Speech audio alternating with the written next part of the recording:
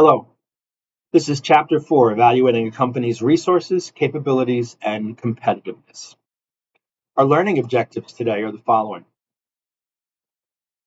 Evaluate how well a company's strategy is working. Assess the company's strengths and weaknesses in light of market opportunities and external threats. Explain why a company's resources and capabilities are critical for gaining a competitive edge over rivals. Understand how value chain activities affect a company's cost structure and customer value proposition. And lastly, explain how a comprehensive evaluation of a company's competitive situation can assist managers in making critical decisions about their next strategic moves. Our chapter overview includes and focuses on 6 strategic questions. Number 1, how well is the company's present strategy working? Number 2, what are the company's strengths and weaknesses in relation to the market opportunities and external threats? Number 3, what are the company's most important resources and capabilities? And will they give the company a lasting competitive advantage over rival companies? Number 4, how do a company's value chain activities impact its cost structure and customer value proposition? Number 5, is the company competitively stronger or weaker than key rivals? And number 6, what strategic issues and problems merit front burner managerial attention? These questions are really important because there are companies out there that haven't even considered these issues. And sometimes it's really hard to have a company take a look at itself and actually take a look at what the weaknesses are and what the strengths are. It needs to be a critical evaluation, and it's really important that companies do that. The tools and techniques of strategic analysis include the following. Answering the 6 questions about how well a company's current competitive capabilities and strategies are matched to its present and future involve using 5 tools and techniques, and they are a resource and capability analysis, SWOT analysis, which stands for strengths, weaknesses, opportunities, threats, value chain analysis, benchmarking, competitive strength assessment, and we have a couple other tools which I'm not going to discuss here, but we will be discussing in class, and I'll give you a handout on those. They're more current and then also a positive bent on them. So we'll take a look at them at a later date. Question 1, how well is the company's present strategy working? Well, the 3 best indicators of how well a company's strategy is working are the following. Whether it is achieving its stated financial and strategic goals, and whether its financial performance is above the industry average, and is it gaining customers and market share? And these are important questions. When you identify the components of a single business company strategy, you've got to take a look at different things. So what are those things? R&D, right? Supply chain management strategy. In today's crazy world where supply chains can all of a sudden dry up very quickly due to world events, COVID, earthquakes, fires, civil unrest, etc., it is important that a supply chain is flexible and it's able to react and respond. In many instances, companies have what's known as a heat map, particularly if they have sophisticated and complex supply chains that are worldwide. And this heat map basically takes the temperature of what's going on in different countries where a company has distribution assets. And this will take a look at the political climate, the economic climate, the cultural climate, and see if there's any issues brewing that could negatively impact a supply chain. And it's an early alert system, so you can be prepared and make any modifications or changes that are necessary to ensure that you have a very good supply chain, that it's robust, and that it's not going to be disrupted. Sales and marketing, you have to make sure that you've got the right people in the right jobs, people who can sell and have an experience of doing that. It's really important that the company continue to move on and gain more customers and more sales. What's your IP? Are you behind the times or whatever? And you can tell this very easily in a company. If your company is inundated with spam, or you're constantly having to delete emails from outside of the company, well, then you know there's some issues there. But also, if you have a slow bandwidth, or if you can't perform certain functions if your software is not able to handle the workload that you have, then you have issues. And it's really important that companies maintain that um, um, they have to be purchasing the right equipment, can't be sitting back and wait until things break down. It needs to be proactive because people get frustrated when they can't do their work because the systems aren't running or working. So that's really important that they make that investment. Human resources strategy. Um, I worked for a company where the CEO was, well, for lack of a better term, he was a sexual harasser. He would go up to female employees and he would hug them and say inappropriate things. And HR didn't do anything. Why? Well, because if they did anything, they would be fired. So that environment was not very conducive to maintaining and having really good people because most people wouldn't tolerate that kind of conduct and they would move on and leave. So it's important that the behavior within the organization from the top down is professional. So, and then the finance strategy. Companies that are growing quickly and fast may have difficulty in maintaining capital in their accounts. And, I've heard of companies where people are told, don't cash your paycheck until the following week, or you better run to the bank quickly before, they put a hold on your check, or they can't purchase things because they're just growing so quick and so fast. So it's important that money is managed properly by the professionals in the organization and that capital is available for expansion or for the purchase of necessary items for the organization. Okay, moving on.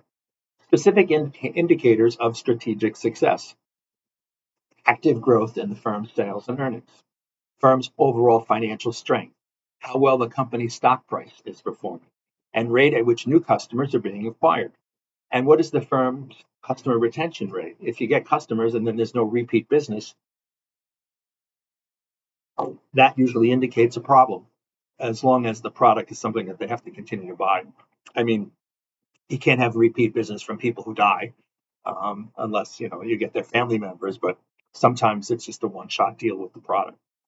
And then evidence of improvement in internal processes, such as the defect rate, recalls in case of automobile manufacturers. Do they have a lot of recalls? Order fulfillment, delivery times, days of inventory, and employee productivity. I'll give you a perfect example of a problem that I recently had with Walmart.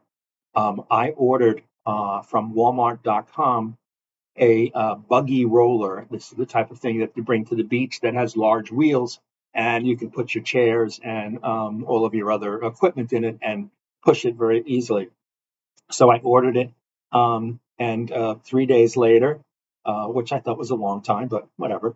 3 days later, I get the product, and it's a seat that you put on top of a toilet that an elderly person would use. Completely different item. I call up and say, hey, you made a mistake. You sent me this item. Could you please send me the correct item? So they gave me a return label, and now I had to print that out, and then FedEx would come pick it up, and they would send the replacement. So they sent the replacement another 2 days later, and it was the same item. Apparently, they had an error in their system for their product numbers, that the product number that on the website did not coincide with what was in their system. So they sent me the wrong item twice. And that's kind of embarrassing for a company because there should be some kind of check and balance between what's on your website, where customers are ordering, and does it match what's in the warehouse. So they actually made a mistake and sent that out twice. And obviously, that's a waste of money. It's a waste of time. And I ended up going to Amazon and buying the product from them. So these are the kind of things that happen. Um, Companies make mistakes, they lose customers, and it also costs money. And you would think that Walmart wouldn't make that kind of amateur basic error. So we have something called financial ratios, and these are really good indicators of what's going on within a company. And there's generally industry standards for financial ratios that you can see what's going on in a particular company and whether or not it's doing better than their peers within the same industry. So the first one is gross profit margin, and that's calculated by the sales revenue minus the cost of goods sold divided by the sales revenue. And what that does, it shows the percentage of revenues available to cover operating expenses and yield a profit. The next one is operating profit margin or return on sales. It's sales revenue minus cost of goods sold or operating income divided by sales revenue. And this shows the profitability of current operations without regard to interest charges or income taxes. And it's EBIT, which is an acronym that's well known in financial circles, and it stands for earnings before income and taxes. The next one is net profit margin. And the net profit margin is profits after sales divided by sales revenue, and it shows after-tax profits per dollar of sales. And then return on assets. This is an important one because you can just put cash in the bank and then have a return. Lately, today now, I think I've seen 4.5% without doing anything. You put the money in the bank and you just let the money work for you. That's 4.5%. That obviously is not a great return for companies, because companies are usually looking for something in the 20 or 30% range, and sometimes even higher. So we've got some more. Bear with me. Total debt to assets ratio, long-term debt to capital ratio. That shows the financial health of a company. Then we've got long-term debt. We've got debt to equity, et cetera. So we'll be going through these in our exercises and our assignments. We'll get more into them. Another one, days of inventory. How much inventory do you have? Inventory turnover is really important. How many times are you turning your inventory? I always say in business, it's always about transaction, transaction, transaction. So the assumption is that when you do a transaction in business, that it's profitable, that everything is lined up properly, and then when you sell something, you're going to make money. So if business is all about transaction, transaction, transaction, then the more transactions you do, the better for the company. And the more transactions that you do, the more inventory you're turning over. So inventory turns, the higher, is good, because that means you're doing more business and you're generally making more profit, as long as the formula is there that when you sell something, you are making a profit. Some places, when they sell something, they don't make a profit. But in this case, you do, and that's how you track it. Some other ones: dividend yield on common stock, internal cash flow, free cash flow. A lot of these formulas are used by your financial experts within your organization, so they can determine, hey, I'm going to need to establish a line of credit with the bank so that I have money available for expansion or inventory purchase or whatever. And then also you can decide whether or not, if you're a public company, whether or not you want to sell some stock to raise revenue, or if you're looking to finance an acquisition, or if you're looking to sell something. So these are important strategic formulas that financial experts look at. And also, if you're doing a strategic analysis company, these financial ratios are also important to take a look at. Question 2. What are the company's strengths and weaknesses in relation to its market opportunities and external threats? So SWOT analysis is a tool for identifying situational reasons underlying a firm's performance. Internal strength is the basis for strategy. Internal weakness, deficient capabilities. Market opportunities, strategic objectives. External threats, strategic defenses. A competence is an activity that a firm has learned to perform with proficiency and at an acceptable cost, a true capability, in other words. A core competence is an activity that a firm performs proficiently and that is also central to its strategy and competitive success. A distinctive competence is a competitively important activity that a firm performs better than its rivals. It represents a competitively superior internal strength. A weakness is it's something a firm lacks or does poorly in comparison to their peers, or an internal condition that puts it at a competitive disadvantage in the marketplace. Types of weaknesses include inferior or unproven skills. You're going to start making a new product that you've never done before that requires maybe special customer service or equipment, etc. And it's the first time that you're doing it. So that could be a problem. Um, Unproven skills, expertise, or intellectual capital in competitively important areas of the business. Also, deficiencies in physical, organizational, or intangible assets. There's one thing that I find rather irritating when I am a customer and I am purchasing. I don't like waiting on lines. And I think waiting on lines is a waste of time.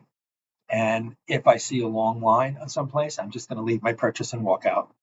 Um, and I think a company ignores its customers to its peril when they don't put enough cashiers on it. And I'll be honest with you, I don't like the self checkout. I'd rather bring my product there and have someone process it.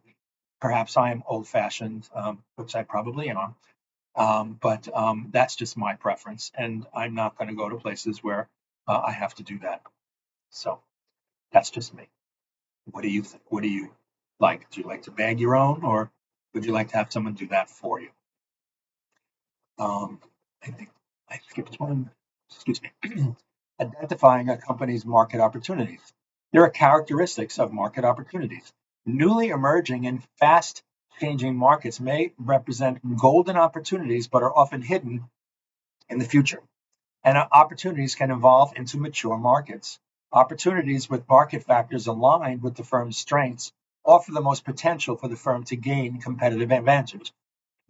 Many times the first company to the market wins, but that win could only be temporary because there could be an arrogance present within the organization that thinks, well, because we were first to the market, we're the best. But there's a phrase. If you take a look at the car rental industry years ago, Hertz was number one, and then Avis was number two. But Avis had an advertising campaign that said, "We try harder," meaning that they're trying to do everything they can to succeed and beat Hertz. And many people gravitated to that marketing slogan because they felt that Hertz was lazy and they were taking advantage, just taking their customers for advantage, or taking advantage of the customers. And then Avis would try harder to please their customers. So if you're a market leader, you better make sure that you stay ahead of the competition because they're right behind you and you can feel their breath on your neck. Identifying external threats. It's a normal course of business and sudden death and survival. Considering the threats, identify threats to the firm's future prospects, evaluate strategic actions to be taken to neutralize or lessen impact. And also, there's something not here, but that needs to be here because I think it needs to be said. You cannot be arrogant in your market. Let me give you an example. Has anyone ever heard of the term, the company name actually, Blockbuster? Well, Blockbuster was a great company years ago. It was great because you had the opportunity to go to their stores and pick up a videotape of the current movies that were out, and you could enjoy watching those movies in the comfort of your own home instead of going to a movie theater. And it was a big routine for many people over the weekends to just get a couple of tapes, and they even had popcorn and candy there. And then you'd go home and you watch them, and then you'd have to rewind them, and then you'd have to bring them back. Well, then a company called Redbox came about, and they had a completely different business model and also a different product, but it was the same, ability to see movies, except they did it on CDs and they had little kiosks around, and also you didn't have to rewind it. And Blockbuster was slow to the game of recognizing and understanding that this was an existential threat to their existence. And they did not change their business model to keep up with the competition. And also, technology came about where you didn't need to go to Redbox. You didn't need to go to Blockbuster stores. You didn't have to rewind tapes or whatever. You could just go online and get your product and without having to leave your house. And so Blockbuster ignored the competition and they lost. And that is a perfect example of an arrogant company that didn't think that its competitors could actually eliminate them from business. So um, you have arrogance, and if you do not keep track of what's going on around you, you do that at the company's peril. Moving on, what to look for in identifying a company's SWOT. So, strength and competitive assets include ample financial resources to grow the business, strong brand name image or company reputation, cost advantage over rivals, attractive customer base, proprietary technology, excuse me, superior technological skills, important patents, strong bargaining power over suppliers or buyers. So those are strength and competitive assets. Weaknesses include no distinctive core competencies, lack of attention to customer needs. Companies do this at their peril. You cannot ignore your customers. You can't ignore that there's new technology out there for your customers. You can't make customers wait on lines. You can't keep customers on the phone, um, for a long time without addressing their concerns. So this is a lack of attention to customer needs, and people eventually are just going to be, you know what? You don't care about me. You don't care about my needs. So guess what? I don't care about you. And there's plenty of other competitors out there where I can go to and be taken care of. So many companies ignore this at their own peril. Weak balance sheet. They got too much debt. They borrowed too much money. Maybe they're paying their people too much. They got fat. They got lazy. Higher costs than competitors. Too narrow a product line. Weak brand image or reputation.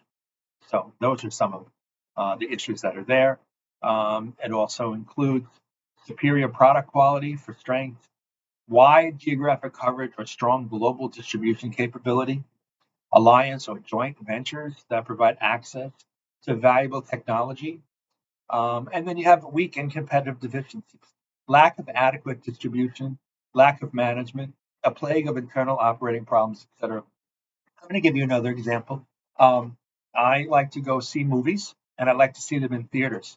And since I've been up here, I've been to a couple of the large um, movie chains.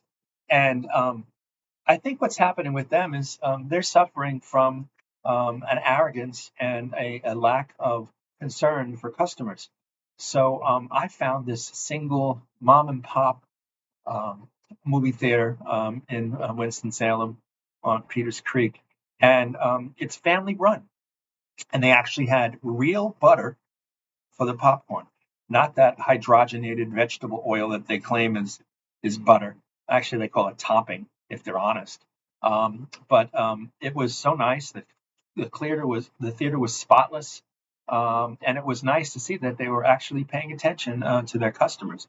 So those big theater chains, you better watch out because they've got mom and pop operations that are doing a much, much, much better job than the big chains. And then another example is I got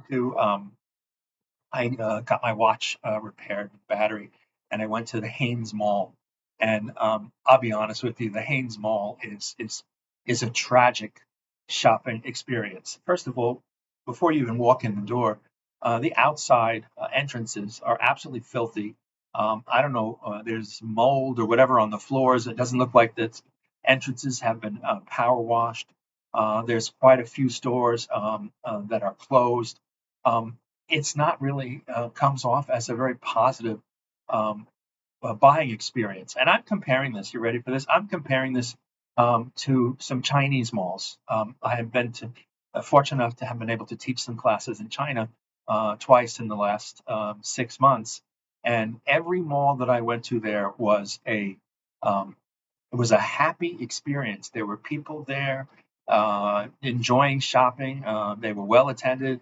There were no vacancies in any of the stores. It was brightly lit and polished and clean and whatever. And that to me showed that there was care and concern for the shopping experience that the customers had. In the case of the Hanes Mall, it was tired, sad, and it looks like its best days were behind them. So I don't really have any interest in going back there, but hopefully there's a nicer mall or other kind of collection of stores that will represent to customers a lot better. Continuing on, market opportunities. Sharply rising buyer demand for the industry product, serving additional customer groups or market segments, expanding into new geographic markets, expanding the company's product line to meet a broad range of customer needs, entering new product lines or new businesses, taking advantage of falling trade barriers in attractive foreign markets. And this is an interesting topic here as we see what's going on currently in our country. We're basically reassessing all of our international agreements with other countries. For the first 6 months of this year, the United States collected an extra $180 billion in tariffs over prior tariffs. So the new tariffs that are in that are supposed to make America first are charging these countries to bring product in. And the overall goal of the Trump administration is no tariffs barriers. But if there are going to be barriers, you're going to have a barrier for us to get into your market. Well, then you're going to have a barrier on ours. And then as we level those numbers, we individually negotiate and bring them down. And that's what's in the process. I believe they've concluded 27 agreements now.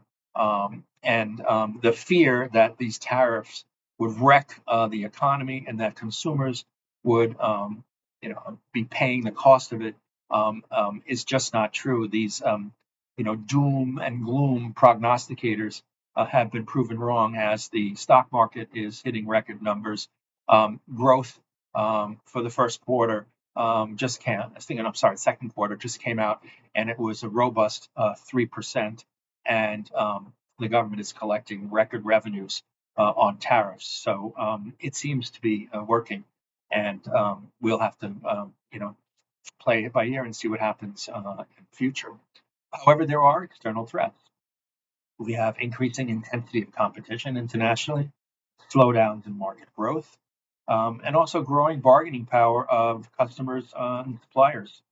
Also, a shift in buyer needs and tastes away from the industry products. So we've got those issues. And then when we look continuously at others, you have taking advantage of an adverse change in the fortunes of rival firms. This is what happened when Blockbuster was tumbling. There were other innovative companies that could take over the market share because there still was a desire for people to watch movies, but an easier way and a less expensive way to do it came about. And external threats continue. Adverse economic conditions that threaten critical suppliers or distributors. And moving forward, what do the SWOT listings reveal? New strategy. SWOT is the foundation for positioning the firm to use its strengths to seize opportunities and shore up its competitive deficiencies to mitigate external threats. Existing strategy. SWOT insights into the firm's overall business situation can translate into recommended strategic actions. The steps involved in SWOT analysis identify the 4 components of SWOT, draw conclusions about the firm's situation, and translate implications into strategic actions. And this is how you do it, where you identify what's going on, and how can we fix it? How can we improve it? How can we change it? It's a constant evolving process. And SWOT isn't an exercise that you do and it's over and done with. It's continuous because threats are continuous and market continuously changes. So this is something that has to be an ongoing process, never ending, a continuing process improvement, if you will. Question 3. What are the company's most important resources and capabilities, and do they hold potential for giving a company a lasting competitive advantage? So competitive assets. What are the resources and capabilities of the organization? Well, they determine competitiveness and the ability to succeed in the marketplace. A company may think that they're doing all this really well, and they're delusional. That's why it's important to have you know, a come to Jesus moment, from the heart, and figure out whether or not, are we really as good as we think we are? Are we being honest with our analysis? And many times companies are not. So a firm's strategy depends on these to develop sustainable competitive advantage over its rivals. And they got to be honest about the assessments and whether or not things are working or not working. Identifying the company's resources and capabilities continue. So what is a resource? It's a productive input or competitive asset that is owned or controlled by a firm. For example, a fleet of oil tankers. What is a capability? The capability of a firm to perform some activity proficient. For example, superior skills in marketing. I would say that Coca-Cola, American Express, Apple, these are companies that have incredible skill in marketing. Just take a look at the market penetration of Coca-Cola. I don't think there's a market out there where they're not in. I even think I saw some empty Coke cans on the dark side of the moon. Table 3 represents different type of company resources. So in physical resources, it's land, real estate, manufacturing plants, equipment, etc. Financial resources is cash, cash in the bank, marketable securities, other financial assets, such as a company's credit rating and borrowing capacity. Apple has a boatload of money that they're sitting on that they can easily use to acquire other companies. And they do have the financial strength to do basically whatever they want to do. I'm still waiting for the Apple car, though, which they've been talking about for 10 or 15 years, but I still haven't seen it. Some other assets include human assets and intellectual capital. They've got really good people working there and working there for a long time, and they know how to perform. Really important for a company to have those kinds of assets. How about brand image and reputational assets? This is important, particularly if a company is going to be launching a new product, because they have a reputation and a history of success in the past. So the assumption from customers is going to be, oh, this is going to be great. I can't wait to see it, buy it, and use it. I mean, look at Apple. People wait in line. I don't get that. I don't understand how people would wait outside a store overnight to have a product released the next day. Same with like waiting outside retail stores Christmas time to save, I don't know, $50 on a TV. My time is much more valuable than that, and I just don't get it. Is that something you guys do, or or not? I'm curious to know. I'll ask you in class. Identifying organizational capabilities. This is where you have to have your come to Jesus moment and you have to assess your capabilities. You may think you're doing it well, but in essence, maybe you're not. Is the intangible but observable capacity of a firm to perform a critical activity proficiently using a related combination of its resources? Is knowledge base residing in people and in a firm's intellectual capital, or an organizational process and systems embodying tacit? What about a resource bundle? So this is important to identify. Do you have the capacity or not? We're going to end this here. This lecture has gone on for about 33 minutes, so I'll have a part 2. I thank you for listening.